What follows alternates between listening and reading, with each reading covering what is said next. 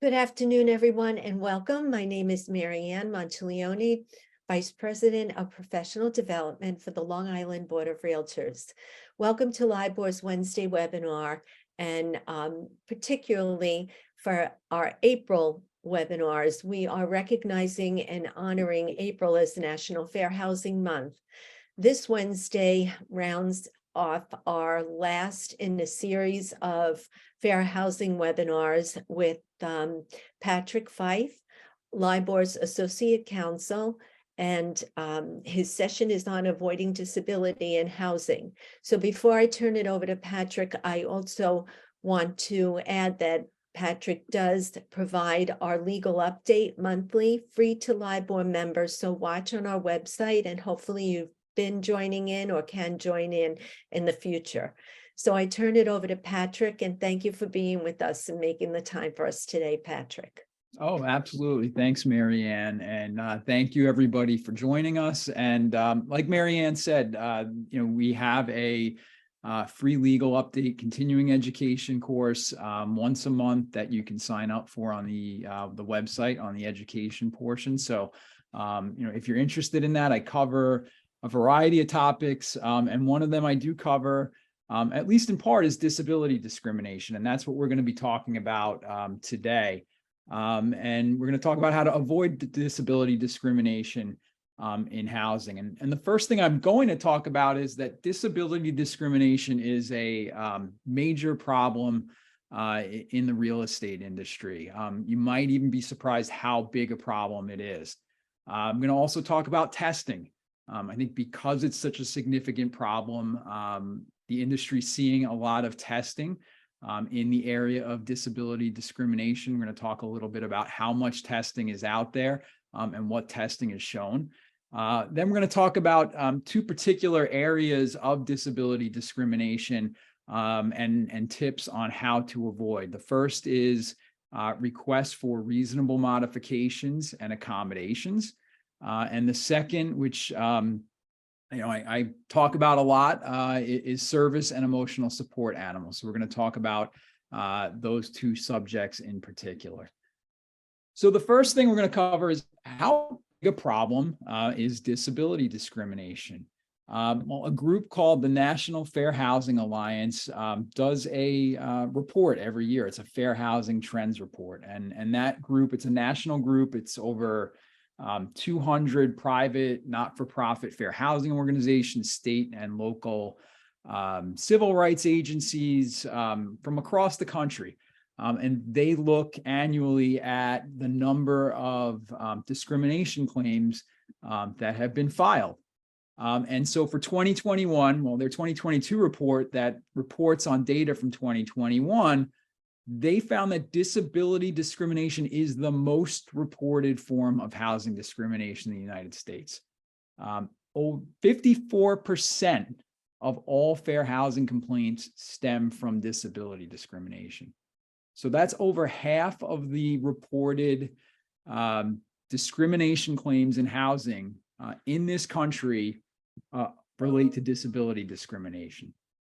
And the report found a couple of other I think interesting facts based on the data. And that is that we've had a rise in disability discrimination claims and also rental discrimination claims, which typically go hand in hand. And these numbers are pretty staggering. In 2021, there were over 31,000 fair housing complaints received by not-for-profit fair housing organizations, HUD, local fair housing agencies, and the Department of Justice. And that's almost a 9% increase over 2020.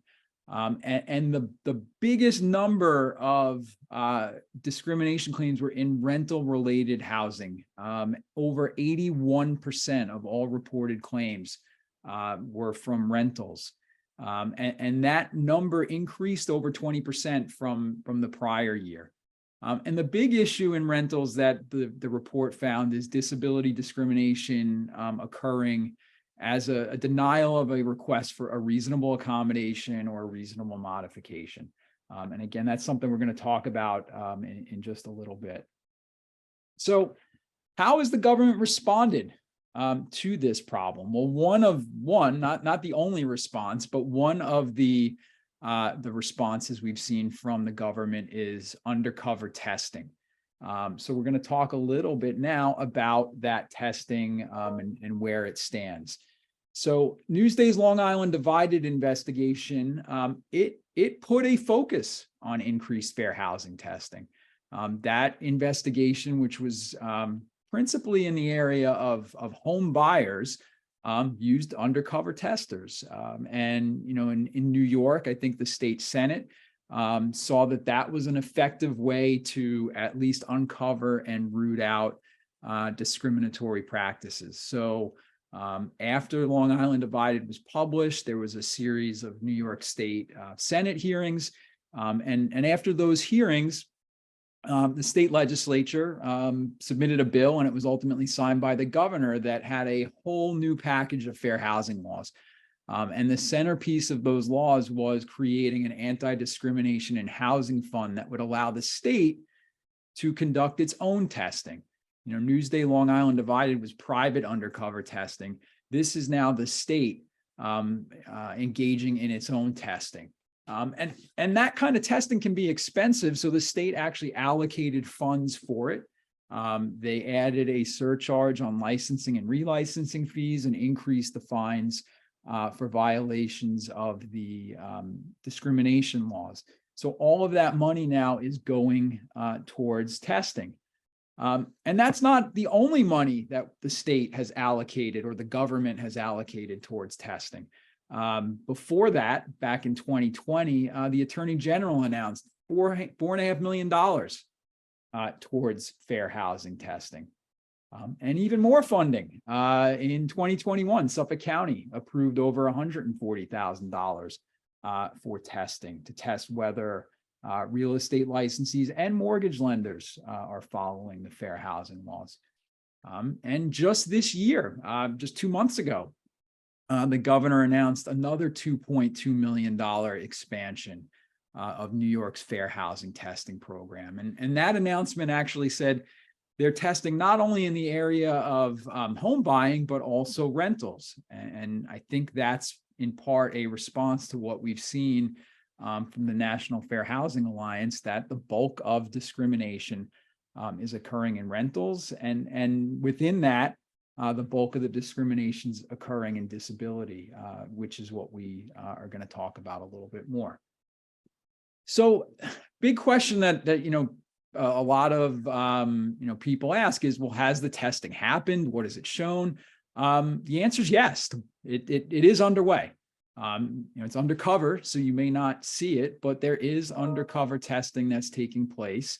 And it has shown, unfortunately, that discrimination and disability discrimination remains a problem. And it's also shown, if you get caught, the penalties can be significant and very significant. So I'm just going to take you through a couple of examples of the types of cases that have been brought recently, the types of settlements that have been reached in those cases. And these are not the only cases that are out there. They're just a couple of headlines that I've grabbed over the last 2 to 3 years. So first example was actually in New York City. New York City Civil Rights Commission fined a landlord and broker over $4,000 because they were insisting on a non-refundable pet deposit for an emotional support animal. And you may ask some questions about, well, what are the rules? I'm going to get to it, so don't jump ahead. But you will hear from me that a landlord can't ask for a pet deposit when it comes to service animals or emotional support animals.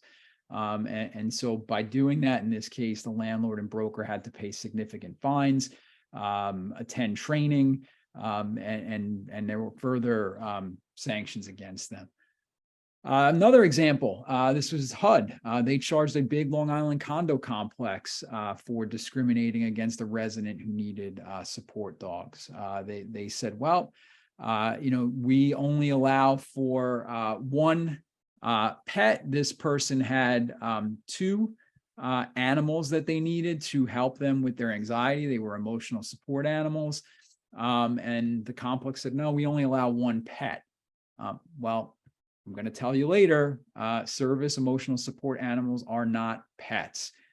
So this condo complex ran into trouble with HUD. 2021, another Long Island apartment complex, big complex, had to pay over $11,000 due to allegations it discriminated against individuals with disabilities. Case involved testers who called up, said that they were disabled, and they were told no apartment available. Meanwhile, another tester who was not disabled called up, and they were said, yep, apartment's open, and come on down to view it, no problem. September 2021, another case, landlord had to settle because they denied a request from a tenant who had a wheelchair. It was an existing tenant. Tenant had to leave her apartment due to some kind of treatment, go to a rehab center, came out with a wheelchair, and told the landlord, I need the apartment to be, I need an accommodation. I need a modification to the apartment in order to come back there. Landlord said, nope, not going to do it. And so in settlement, the landlord had to find another apartment for the tenant, modify that apartment to be wheelchair accessible, offer the same terms and conditions on the old lease, and pay all of the tenant's moving expenses. They also had to submit to training and monitoring for 2 years by the New York City Human Rights Commission. Couple more examples of testing and what the testing has shown. This was a $70,000 fine to a Brentwood landlord. And this is probably one of the more appalling cases, I think, that I've read about. A woman seeking an apartment for her and her daughter who had cerebral palsy. Landlord accepts the security deposit. Woman plans to move in a few weeks later, and landlord finds out that the woman's daughter is disabled and says, no longer going to provide that apartment to you. $70,000 fine. Just this past August, an $86,000 plus fine to settle disability discrimination. This again involved testers who called up and they were asking about handicap parking spaces. And the response was, sorry, that's not possible. Or just go work with the neighbors and try to figure it out. Also, a tester was told, yeah, you can't live with a service animal on the second floor because pets are not allowed. You'll hear me say it probably 3 or 4 more times, but service animals, emotional support animals, they're not pets. So pet policies don't apply to them. So significant fine in that particular case. So again, those are just some of the examples. I want you to see that disability discrimination continues to be a problem. And I think that we will see more testing in that area. So what can you do as a real estate licensee to avoid discrimination? Well, first thing is, you need to know and understand the law with respect to a variety of subjects. And the 2 that we're going to cover today are reasonable modifications and accommodations and service and emotional support animals. Second thing, make sure you're providing the required disclosures and notices. We're going to talk about the reasonable accommodation and modification notice, which is now required in New York. Anytime that you're dealing with a prospective tenant. But don't also forget your New York State anti-discrimination disclosure form and the New York State Fair Housing Notice, which are forms that are required. And then lastly, educating your clients. I'm going to talk and give you some resources and point you to some resources that you can use to educate your clients, your sellers, your landlords about what their obligations are. When it comes to avoiding discrimination. And I think that's very important because, look, if a landlord discriminates, and landlords, the focus is not just on real estate licensees that can't discriminate. Landlords can't discriminate. And what happens if you're working with a landlord who discriminates? Well, very likely that you're going to be brought into any kind of claim. So I really think it's important for real estate agents and brokers to educate their clients. So we're going to talk about reasonable accommodations and reasonable modifications right now. This is probably the area that most discrimination occurs when it comes to disability, and it's the failure to grant a reasonable modification or a reasonable accommodation to a disabled tenant. So first, what's a reasonable modification? Well, it's a structural change to an existing property that's needed by someone with a disability so that they can enjoy the property the same way anyone else can. My picture there, pretty basic example. It's that ramp, wheelchair ramp. It's the handrail. It's the grab bar. Typically, the modification has to be paid for by the tenant that's requesting it, but the landlord has to allow for it. So that's a reasonable modification. A reasonable accommodation is a change to a policy, a change to a rule, a change to a practice. So a service animal being allowed as an exception to a no pet policy, that's a reasonable accommodation. Same thing, I talked earlier about the handicap parking spaces. A landlord might have a policy of not having a certain, allowing people to park in a certain area, but if somebody has a disability and they need to park in there, that area, that would be a change to a policy. So those are examples of what a reasonable accommodation is. And disabled individuals have the right to these things. So what has, oh, sorry, I think I jumped a little. No, there we go. Sorry about that. So what has New York done to make sure that tenants know that they have the right to ask for reasonable modifications and reasonable accommodations?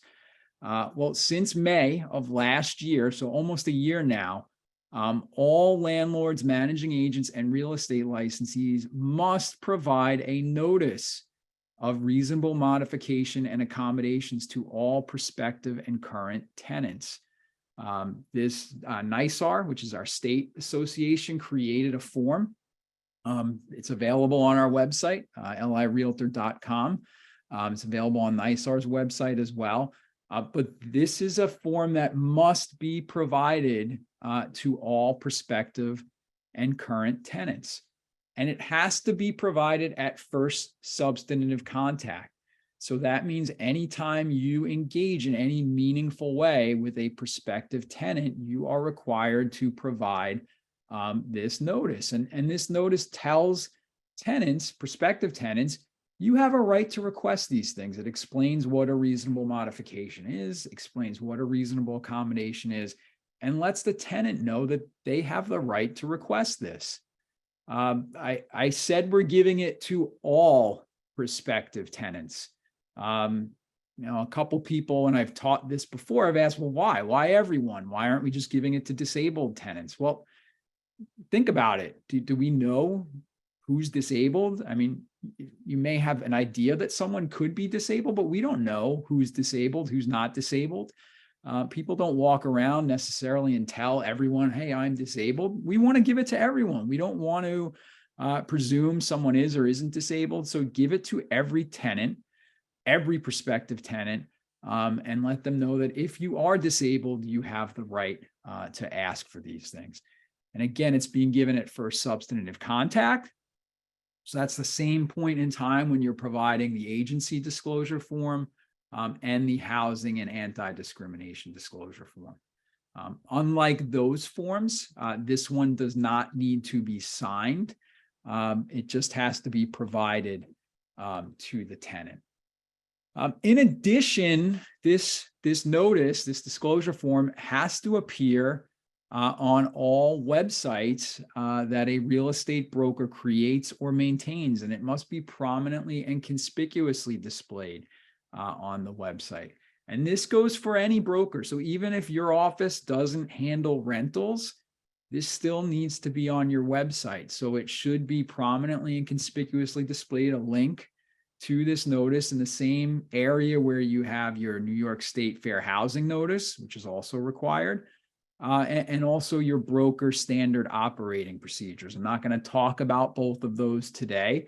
If you've got questions about what needs to be on your website, where, just go to our website, lirealtor.com, and in our legal tips, we explain all of this, what needs to be, but this is one of the three.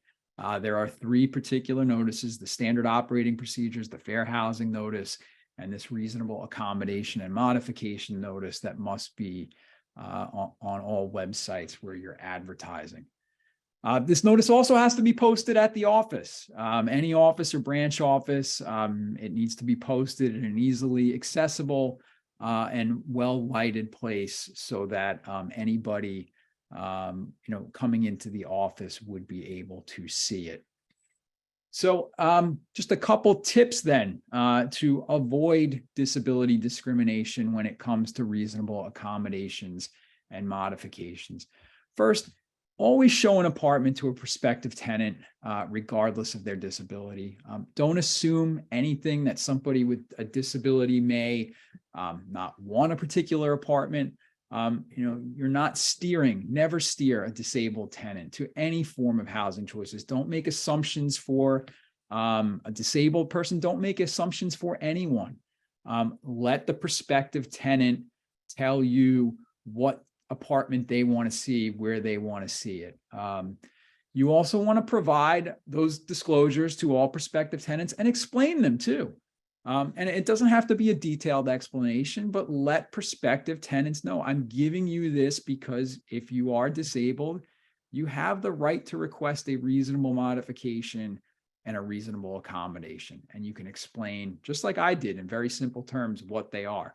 And it's right there in the notice. It gives examples of what reasonable modifications and accommodations are. You should also, if you're working with landlords, remind them, you can't deny these requests for reasonable accommodations and modifications. There is no required disclosure that you have to give a landlord, but I think it's a good idea to remind landlords of their obligations as they're stated in that the form that you have to give to the tenants. Again, you don't want your landlords discriminating, because it can certainly come back and point to you. And certainly if a landlord ever does discriminate or tells you they want to discriminate, for instance, let's say a landlord says, I don't want to accept that tenant because they have a wheelchair, they're going to damage the walls. You absolutely need to tell that tenant, that landlord, I cannot accept that instruction. That is illegal.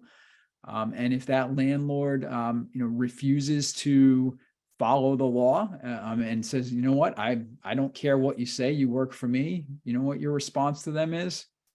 I don't work for you anymore. We're terminating this relationship, and you let them know that, and you document it in writing. What their instruction was, why it was illegal, and why you were terminating that relationship.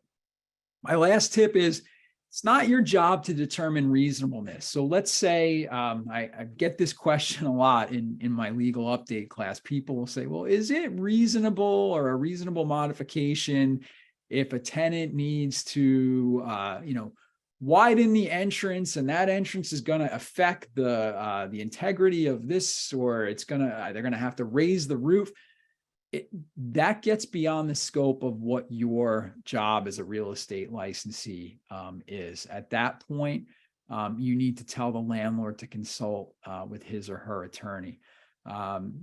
Requests for reasonable modifications, they can get very fact specific. And again, it's not something that you as the real estate licensee should be involved with giving guidance or giving advice to the landlord. At that point, they should be consulting with their attorney.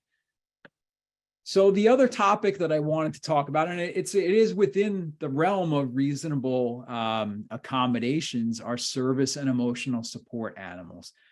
We get a lot of questions about this issue, and it's also an area where a lot of complaints wind up coming in. And I think the best advice I can give you to avoid being the subject of a complaint is exactly what I have there on the screen. Service and emotional support animals, they are not pets. If you remember that, I think you will, have a very good chance at avoiding discriminating against somebody that has a service and emotional support animal. Pets are different. That's a photo of my pet. That's Louie. Louie is a pet. Louie is not a service or emotional support animal. I just, again, I keep underlining, bolding, repeating it. Just remember, service and emotional support animals are not pets. So what are they? They're tools to assist somebody with a disability. I did not come up with this analogy, but someone else at a presentation that I was at said, think of them as glasses, right? They are something that assists somebody with a disability. So somebody who has a visual disability wears glasses or uses glasses to assist them. Somebody with an emotional disability may use a emotional support animal to assist them. Somebody who has a visual disability that may be blind could use a guide dog type of service animal to assist them. Again, it's a tool. It assists that person in overcoming their disability. So would you ever, if somebody with glasses showed up to look at an apartment, tell them, I'm sorry, you can't access this apartment because you have glasses? No. So you need to think the same way when somebody has a service or emotional support animals. And it's those people with disabilities who require the use of that service emotional support animal. They're a protected class. Anyone with a disability is a protected class. But within that is anybody who needs a service or emotional support animal. Pets are not a protected class.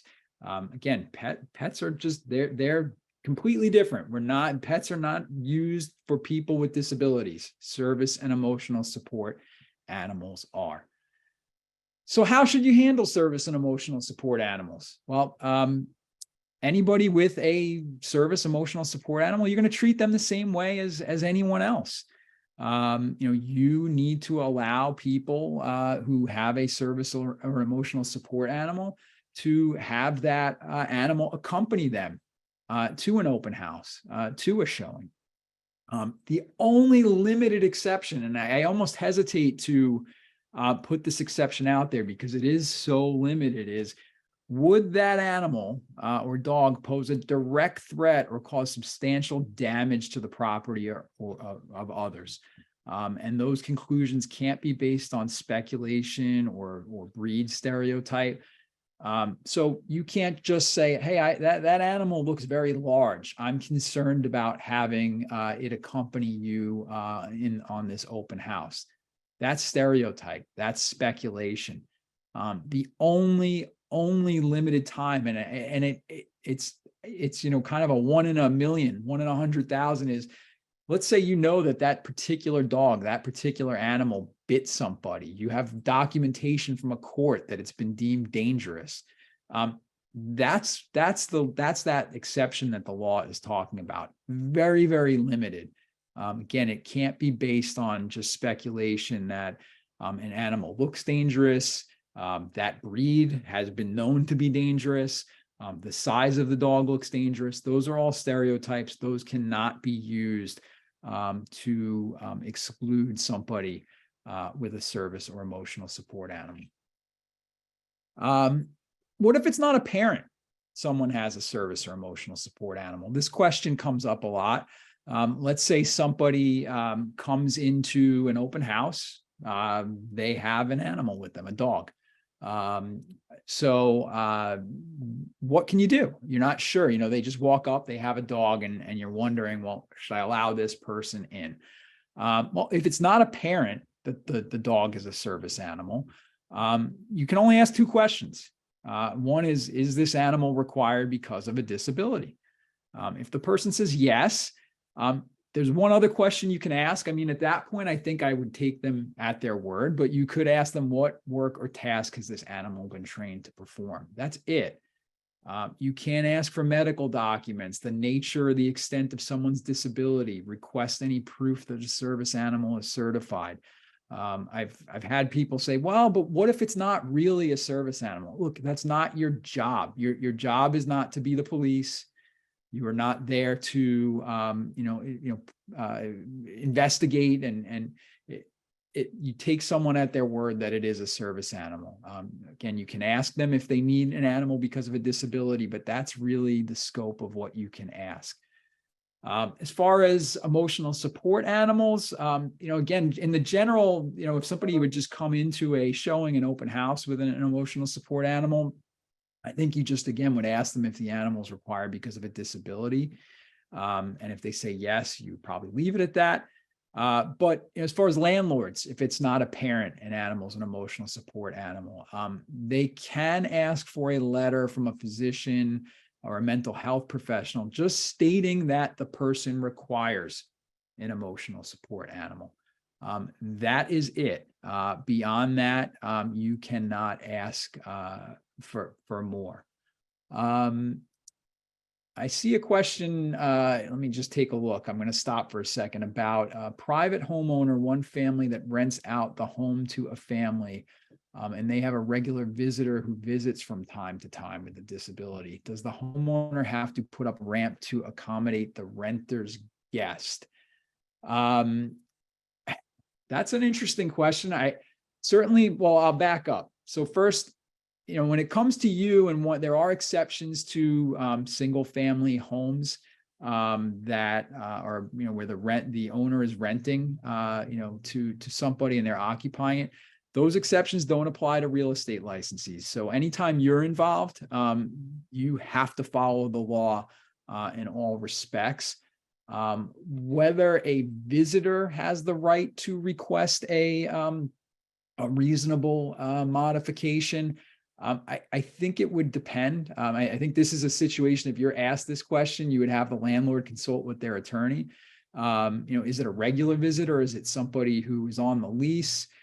Is it a member of the family who resides there regularly? If the answer is yes, then the landlord may be required to allow the tenant to make that modification. Again, it's a case-by-case situation. So I can't definitively answer that question. I would think in that case, the landlord would have to consult with their attorney. Certainly if if it is someone who resides at the premises, I think it would be absolutely a requirement that the landlord make allow for the modification. Jennifer's now saying she does not live there, only visits. I think it would depend on the frequency of the visits. You do venture in, like I said, this is why real estate licensees should really not get into the nitty gritty of whether or not, a modification is reasonable, or in that case, necessary. But I do think if that person visits there on a regular basis and could be considered an occupant, then it may be something in that instance that the landlord would have to do. I'll answer another. I see another question up here from Joseph. He asked, what happens if another tenant or homeowner in the building is highly allergic to dogs and you share a common space? Again, this is an area where I would caution any of you to get involved in the decision making, because this is I'll say a highly fact specific inquiry. I would think if let's say it's a showing, right, and the homeowner is highly allergic, but they're not there. I think it's very unlikely then that the homeowner would be impacted if a service or emotional support animal were to visit the premises. And unless you had some kind of documentation from the homeowner that due to a medical condition, it would be an unreasonable health risk or burden to them to have any type of animal whatsoever come into the premises, I think you would, be hard pressed to deny somebody who came in to look at the property who had a service or emotional support animal.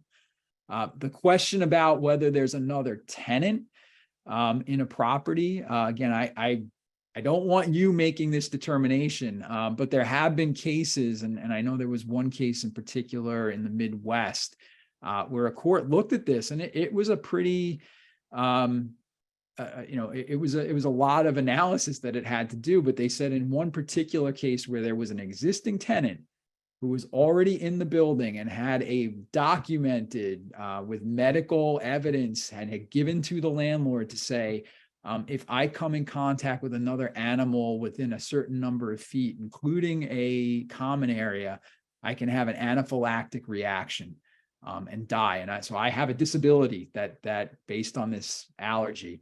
The landlord then at the same time, or a couple months later, got an application from a tenant who had a service animal. And the landlord was like, I don't know what to do.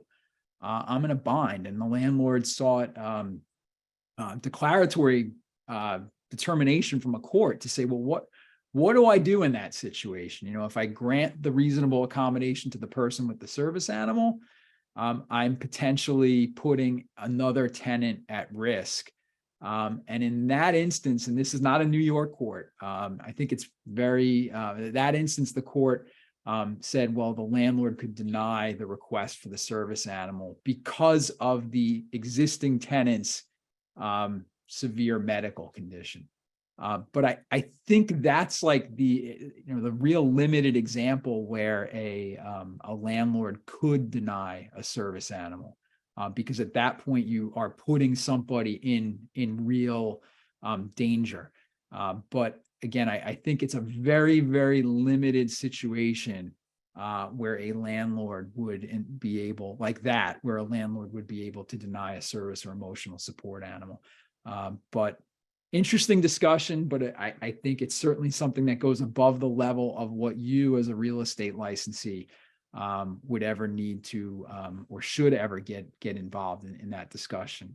If you get questions like that, have the landlord speak to their attorney.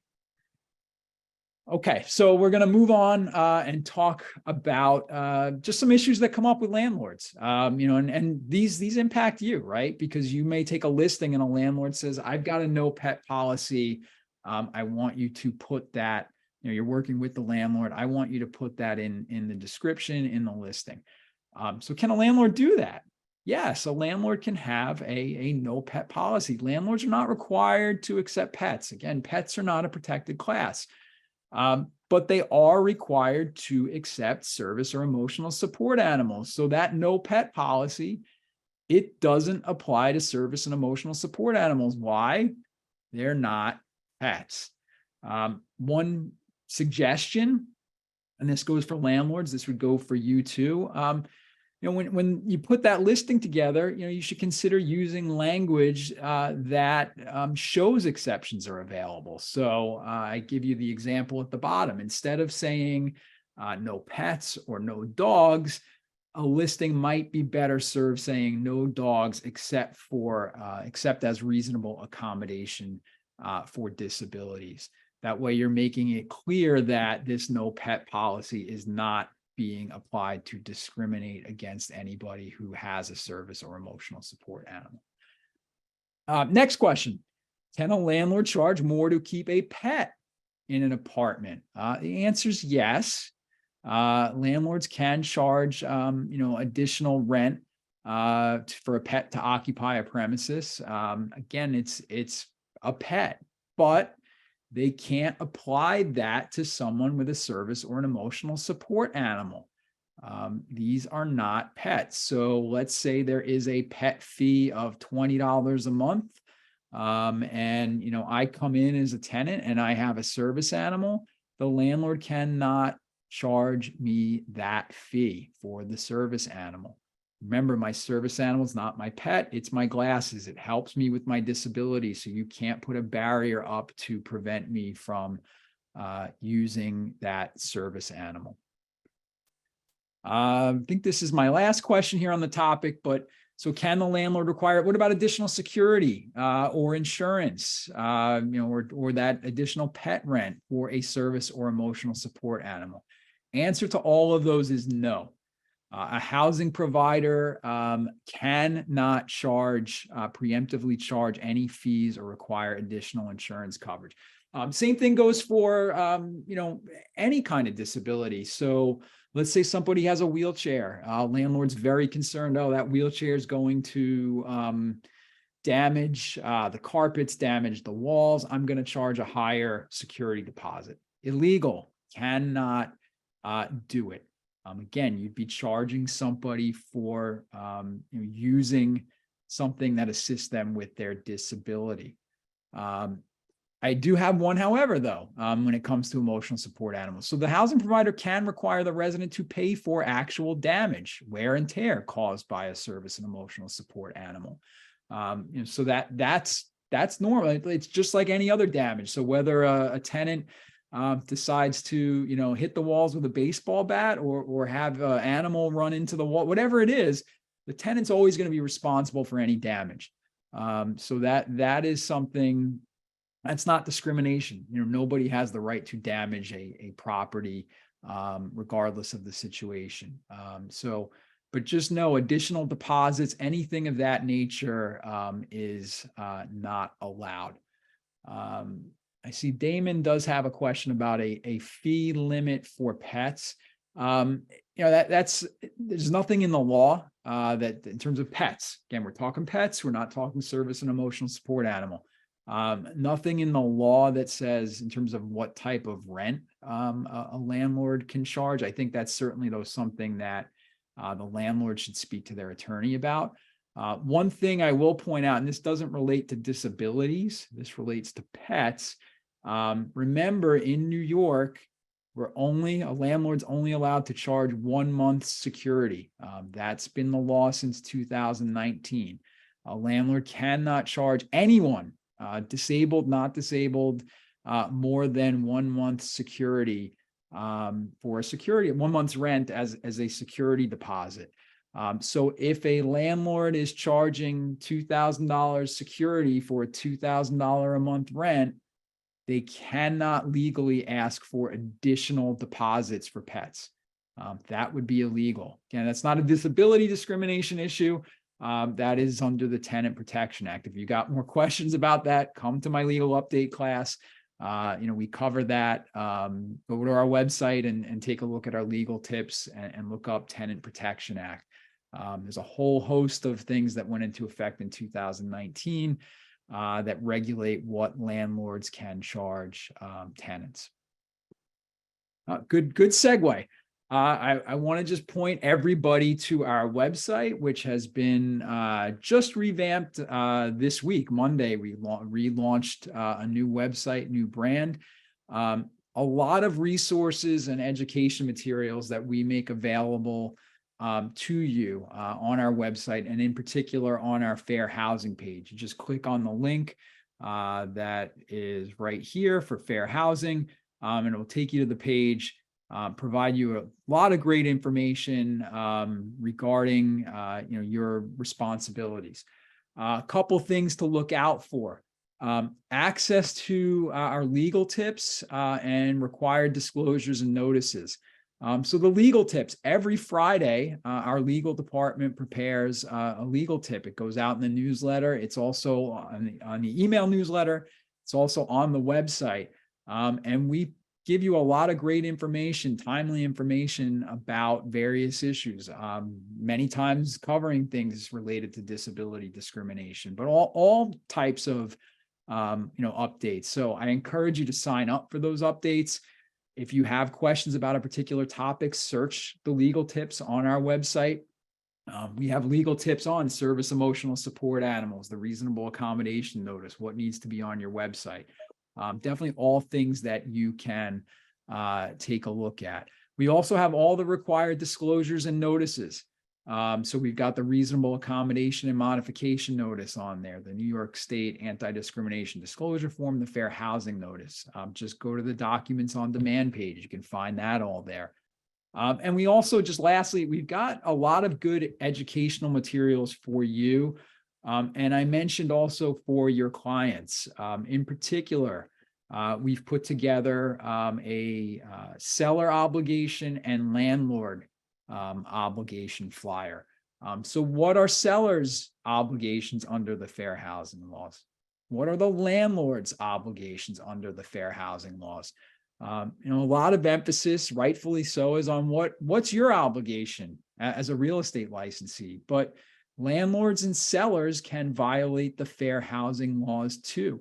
And I mentioned before, if they violate the law, you are also at risk for being brought into an investigation, a lawsuit. So I think it's very important that you do what you can to educate your landlord and seller clients. And we've provided you with this flyer to help you with that. Here's a copy of the current landlord obligation flyer. And I just highlighted a couple of things that we point out in there related to disability. So you can't increase a security deposit based on someone's disability. Mentioned that already. You can't refuse to waive a no pet policy for somebody that has a service or emotional support animal. So I really think that this is something that can be useful. You can put it in your packet of materials that you give to your sellers, that you give to your landlords when you first meet, and helps make the discussion, I think, a little bit easier for you, when you first take on a client. So that concludes the presentation that I had. I'm going to go back. Marianne, have you been looking? Do we have any other questions that I haven't been able to get to? I know we're looking in the chat, but I see some questions in the Q&A, and one is from Jennifer. Does a private homeowner, one family that rents out the home to a family, and they have a visitor who visits from time to time with a disability, does that homeowner have to put up a ramp to accommodate the renter's guest? Okay, I think I covered that one already. Okay, yeah, that sorry. was the one that that's made. I think it would depend on whether the guest is really a permanent occupant or a temporary occupant potentially. It's very fact specific, and I would think in that situation the landlord would really have to speak to an attorney who can research it. Okay. That's one of my tips. That's one of the areas where I think as real estate licensees, we need to be careful not to go too far into the weeds and go beyond the scope of what our field is. Great, okay. And then many are asking where are the recorded versions, of the webinars, and I put the link to the Wednesday webinar right in the chat. Okay, great. Yeah, and I think that this will be on the website soon once the once the session's over. And I will also put the slides. I'll give them to Marianne, and we'll make sure that we put them on the website with the presentation as well. Great. Okay, I think that's it. Thank you, Patrick. Thank you for All right. joining us. Everyone, please watch for Patrick's legal update. Oh, I And- think I did see, you know what, Marianne, I think there was one other question on there about when the next legal update is. I don't know if I know it's in May. I'm not sure if I have it up on my calendar here. Hang on one second. Me too, I'm searching too. Should have known that. I believe it might be May 26th. No, that's April. Sorry. Give me 1 second. I believe it's May 30th is the next one. I did one yesterday, so we do one a month. I believe May 30th at 11 a.m. is the next one that we're giving. And again, that's a free continuing education course that we give once a month. And if anyone ever gets shut out of that, it is given every month. I know NYSAR though also gives a free legal update that often touches on areas related to disability discrimination. So you also have the opportunity to sign up and get free CE there as well. Okay, I just put it in the chat. Okay. Okay. All right, thank you all. And All thank right. you, Thanks, Patrick. Marianne. Thank you, everybody. Have a great day. Have a great day.